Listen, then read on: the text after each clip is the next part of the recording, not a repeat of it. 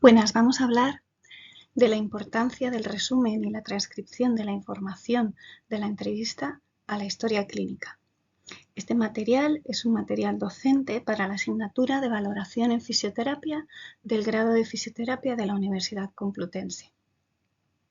Forma parte de un material para la fase del pre-briefing de la metodología de la simulación de la asignatura de valoración en fisioterapia.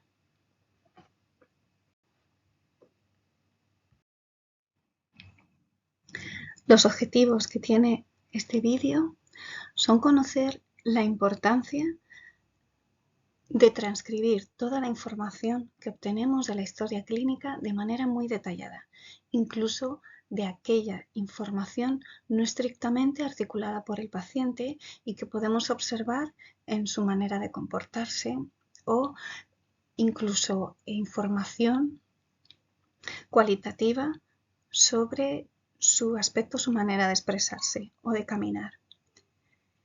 Por otro lado, queremos conocer las leyes más importantes que se deben en cuanto a o que circunscriben el proceso de la historia clínica y la entrevista en tanto a los derechos del paciente y sus deberes, así como los derechos y deberes que tiene el propio profesional. Como para entender que la historia clínica además es un elemento que puede ayudar al profesional en su ejercicio y además es un ejercicio y un derecho del propio paciente. Como índice vamos a tener el siguiente.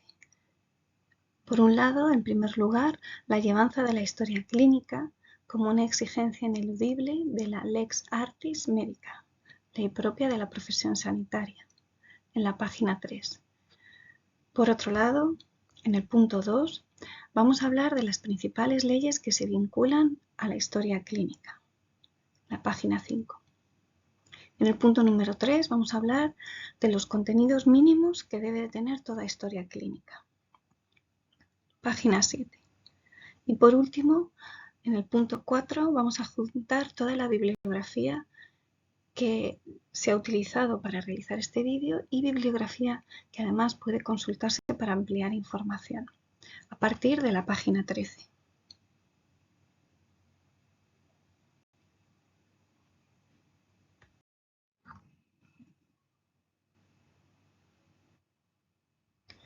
Bien, vamos a hablar de la llevanza de la historia clínica como exigencia ineludible de la Lex Artis Medica. Eso quiere decir que para una buena práctica médica es necesaria realizar una historia clínica, no solamente realizar una buena atención, ¿no?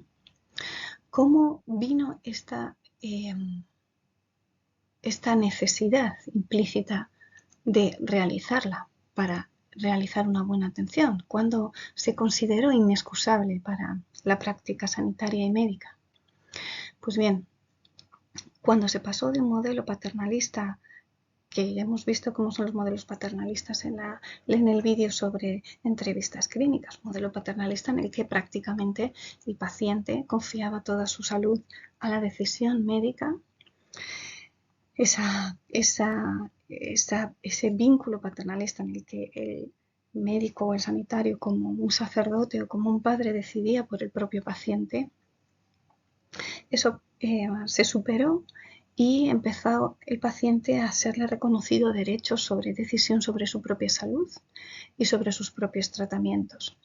Una vez que esto sucedió, fue necesario que quedara constancia de que el paciente había sido informado de todos los tipos de tratamiento que existían y de las diferentes corrientes en función de los objetivos planteados con el paciente y los propios objetivos planteados por el propio paciente. Por ello es necesario que exista un documento donde se registre toda la información que aporta el paciente y las decisiones que él toma en cuanto a su tratamiento y los tratamientos elegidos por él mismo, que exista una constancia documentada de sus datos, de las incidencias que pueden suceder relevantes en su atención y además que exista un seguimiento sobre su actuación.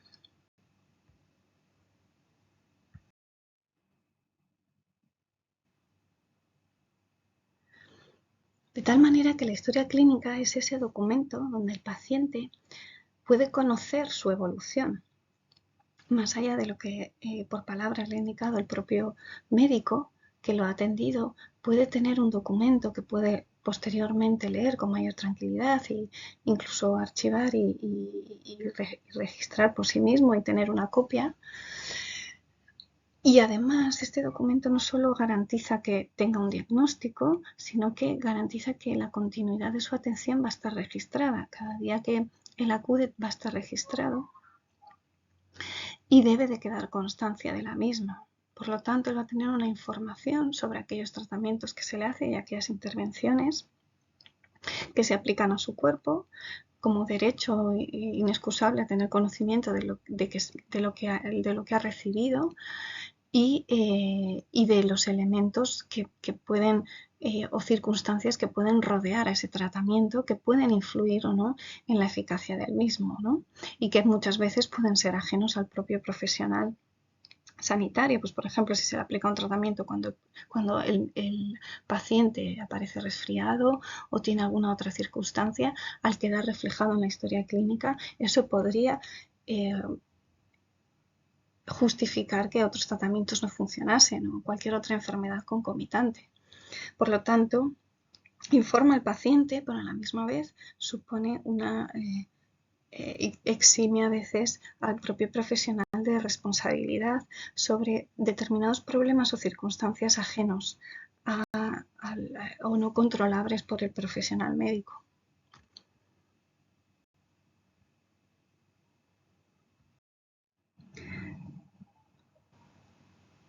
Punto 2. Las principales leyes vinculadas a la historia clínica.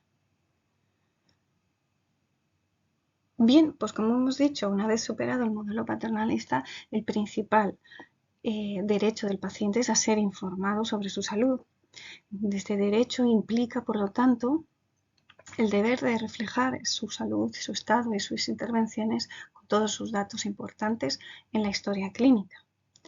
Este derecho se ha registrado en la legislación española en el artículo 18.1 de la Ley 41 de 2002 del 14 de noviembre y que forma parte de una serie de leyes que dentro del paquete que expresa la autonomía del paciente y sus derechos y obligaciones, tanto en cuanto a ser informado como otra serie de artículos que también hablan de la documentación clínica que se debe de realizar en relación al paciente, incluso habla del propio consentimiento informado, no solo como un consentimiento, sino también la importancia que tiene el consentimiento informado para como ejercicio de información previo a un tratamiento mucho más serio, ¿no?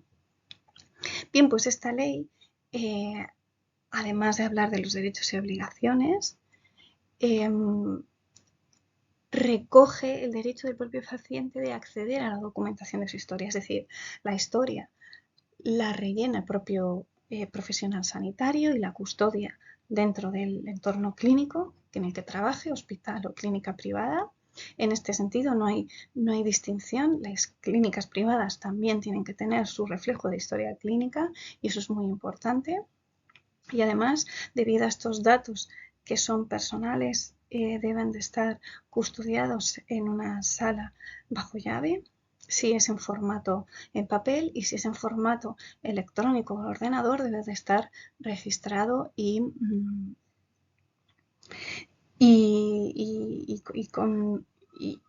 con seguridad en un registro informático. Tiene que tener clave para evitar el acceso a cualquier persona y así favorecer la confidencialidad de los datos. Pues bien, es verdad que debemos de proteger la confidencialidad de los datos, pero la historia clínica es propiedad del paciente. Por lo tanto, si una clínica o centro sanitario se cerrase, el paciente puede ir a recoger su historia clínica y llevarla. Bien, o bien si la clínica permanece abierta, puede pedir una copia de la misma cuando lo desee, ¿vale? Por lo tanto, también es cierto que hay que entender que que este derecho que tiene el propio paciente, hay algunas excepciones. Por ejemplo, que el prejuicio, es decir, que el hecho de tener esta historia clínica no genere perjuicio a terceras personas, ¿no? Es decir, se le darían o se le aportarían todos aquellos datos que tienen interés terapéutico para él, pero que no influyan en otras personas, ¿no? Por lo tanto, pues se pueden oponer a transcribir informaciones subjetivas, especialmente de parientes, etcétera, etcétera. Esta ley indica que se deben de reflejar los datos de los problemas esenciales de salud del paciente y que lógicamente pueda acceder a ella. Y que todo paciente o usuario tiene derecho a que quede constancia por escrito o en el soporte técnico adecuado la información obtenida en todo proceso asistencial y que sea por servicio de salud tanto en el ámbito de su atención primaria como también en la atención especializada. Y eso es importante porque en la atención primaria no por ser menos especializada tiene menos importancia o al revés, ¿vale? Ningún tipo de intervención queda excluida. Por lo tanto, el artículo 15.1 de la Ley 41/2002 pues también tiene importancia para el registro de la historia clínica.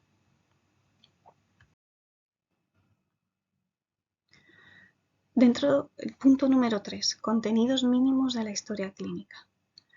Dentro de los contenidos mínimos de la historia clínica tenemos que tener en cuenta que es un documento que debe estar estructurado, tiene determinadas partes muy concretas que responden muy concretamente a unos datos, por ejemplo, los datos de dirección y nombre, pero incluso puede que, pues por ejemplo, la anamnesis o los antecedentes también puedan ser unos datos muy concretos, ¿vale? Según el tipo de historia clínica puede luego ser semiestructurada o estructurada. Normalmente la tendencia actual, como ya hemos visto en otros vídeos, es que sea semiestructurada de tal manera que aun teniendo un guión permite cierta flexibilidad, ¿no?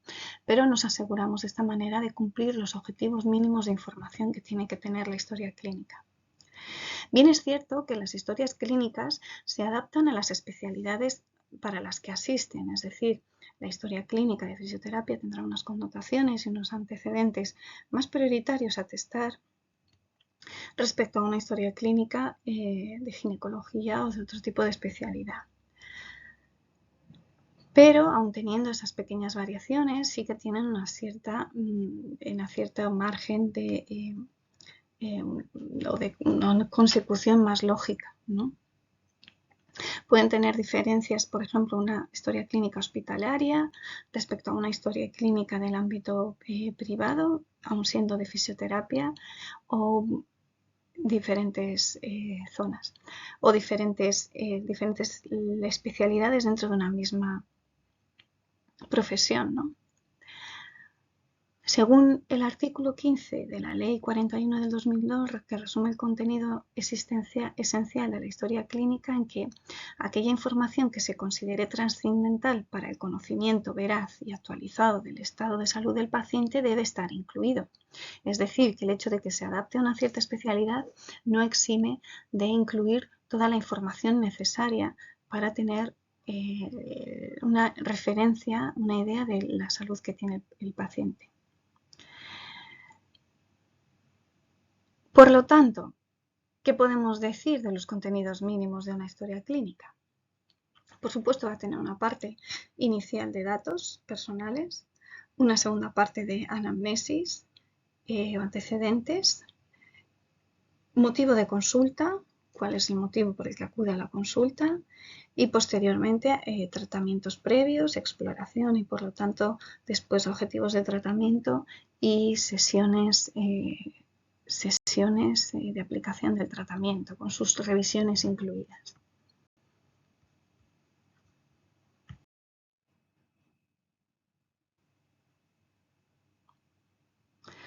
Según el artículo 15 de la Ley 41 del 2002, los profesionales médicos son los que atienden a un paciente y tanto a título particular como de integración de un equipo, sea o no este equipo multidisciplinar, son los que asumen la responsabilidad de mantener constantemente actualizada la historia clínica.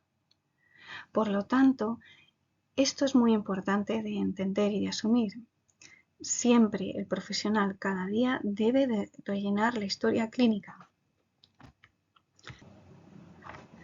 Es por ello que no sabemos cuándo el paciente nos va a pedir la historia clínica, por eso hay que mantenerla actualizada cada día y completa cada día, y además se debe de hacer ese mismo día y nada más terminar, porque determinada información puede perderse si la rellenamos en otro momento.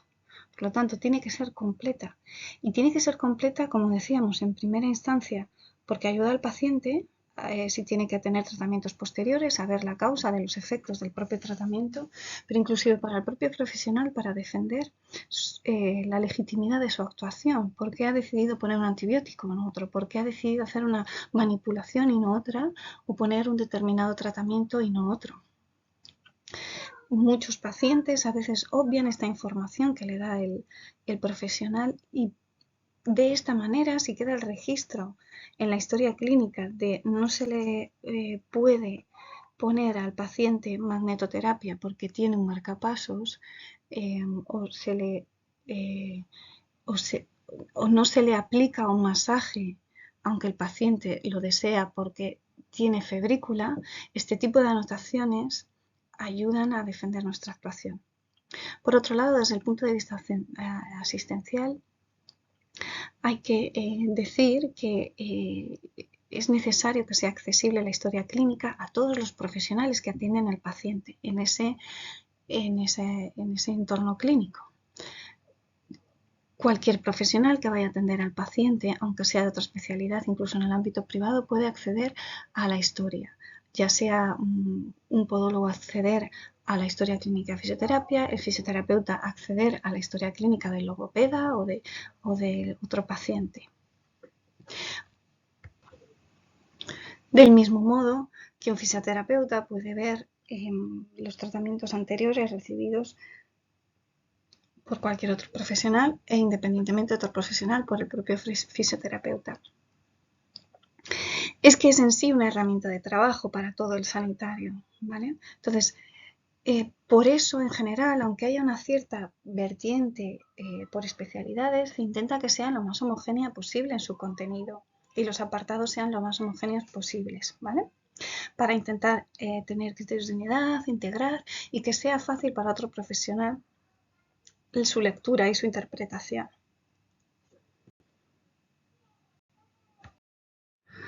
Por lo tanto, como quiera que son varios los profesionales que han de atender a un mismo paciente, sea en la misma o en distintas especialidades, y que la información clínica que manejan unos puede y debe condicionar la actuación de los otros, la necesidad de incorporar en la historia clínica los datos actualizados precisos es un imperativo incontestable, tanto desde el punto de vista legal como deontológico.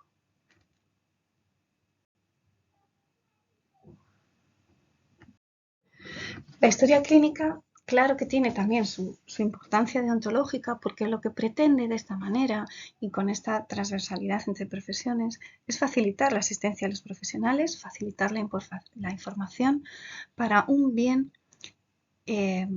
ético, que es el de garantizar una asistencia adecuada al paciente. Y por eso se asocia la historia clínica a una forma parte del arte del buen ejercicio del profesional sanitario. De tal manera que esta norma es a la misma vez, o esta ley también es una protección deontológica y ayuda a garantizar que la información sea permeable a los profesionales, al propio paciente, y por lo tanto ayuda a diagnosticar, a tratar un paciente y a que su atención clínica sea mejor. Aparte, ayuda a que él esté mejor informado. Y es un derecho y es un deber indiscutible, afortunadamente hoy en día, y no tener una buena, adecuada historia clínica implica una mala praxis. Bien, por lo tanto, el hecho de que exista esta historia clínica implica una serie de coordinación entre profesionales, que eso es muy adecuado para la buena atención, y bien deben establecerse turnos para rellenar esa misma historia clínica dentro de diferentes profesiones sanitarias o especialidades, dentro de un mismo paciente, y debemos tener en cuenta que también implica el registro del ofrecimiento de todas las posibilidades de tratamiento que existen, ¿no? En fisioterapia, de esta manera, tenemos que dejar en la historia clínica reflejada qué objetivos de tratamiento vamos a tener con este paciente, que sean realistas, y qué tratamientos van asociados a estos objetivos. De tal manera que es el propio paciente el que va a elegir y va a quedar registrado en la historia clínica qué tratamiento ha elegido el propio paciente, y el profesional, siendo científico y explicándole en cada caso según la ciencia y la evidencia científica, qué tratamientos funcionan más en unos casos o en otros, aunque le podamos decir qué evidencia hay respecto a cada tratamiento. En el último caso es el propio paciente el que elige cuál piensa que es el más adecuado a él. Solo hay una excepción cuando el profesional puede ejercer su objeción de ciencia.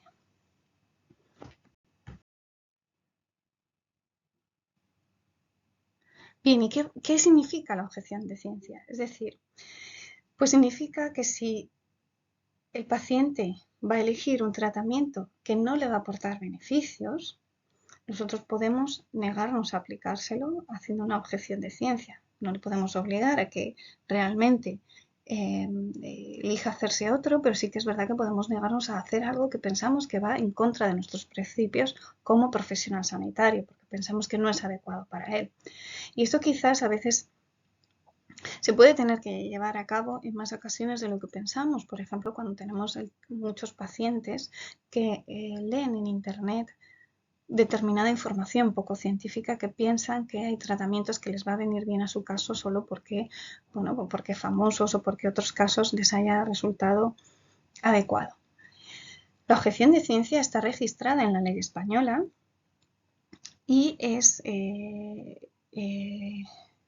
y queda reflejada en el artículo 4.7 de la Ley 44/2003 del 21 de noviembre de ordenación de las profesiones sanitarias.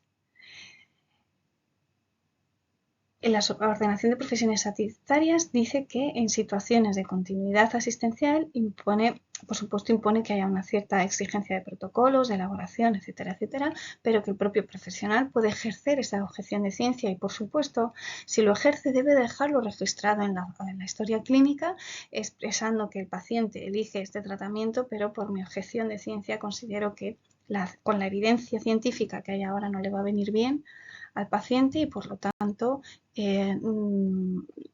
le digo que lo debe de realizar con otro profesional porque yo no lo realizo.